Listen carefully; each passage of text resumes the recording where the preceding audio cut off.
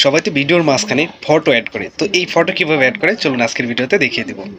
তার জন্য চলে যাব আমরা আমাদের মোবাইল স্ক্রিনে। এখান থেকে ক্যাপকাট অ্যাপটি ওপেন করে নিব। দেন উপরের দিকে যে নিউ প্রজেক্ট অপশনটি রয়েছে সেখানে ক্লিক করে আমরা আমাদের ভিডিওটি সিলেক্ট করে নিব। তো আমি এখানে একটা ক্লিক করে দিচ্ছি এবং এখান থেকে আমাদের গ্যালারিতে চলে এসেছে। গ্যালারি থেকে যে ভিডিওটিতে আমরা ফটো অ্যাড করব সেই ভিডিওটি সিলেক্ট করে নিচের দিকে অ্যাড অপশনে ক্লিক করে ভিডিওটি অ্যাড করে নিব। এখন যদি ভিডিওটির উপর ক্লিক করে এদিক ওদিক আমরা সরাতে যাই, দেখেন অনায়াসে যাচ্ছে। এখন ভিডিওর যে অংশতে আপনি ফটো অ্যাড করবেন সেই অংশটিতে রেখে ভিডিওর উপরে ক্লিক করলে কিন্তু হবে না, ভিডিওর বাইরে একটা ক্লিক করে দিবেন এবং নিচের দিকে লক্ষ্য করবেন যে ওভারলি নামের একটি অপশন। তো আমরা এখান থেকে কী করবো, এই ওভারলিতে একটা ক্লিক করে দেবো। এই যে এখানে ওভারলি নামের অপশনটি রয়েছে, তো আমরা এই ওভারলিতে একটা ক্লিক করে দেবো। ক্লিক করে দেওয়ার পরে দেখবেন যে এখানে চলে এসেছে অ্যাড ওভারলি নামের অপশনটি। তো আমরা এই অ্যাড ওভারলিতে একটা ক্লিক করে দেবো। ক্লিক করার সাথে সাথে কিন্তু আবারও আমাদের পুনরায় গ্যালারিতে নিয়ে যাবে।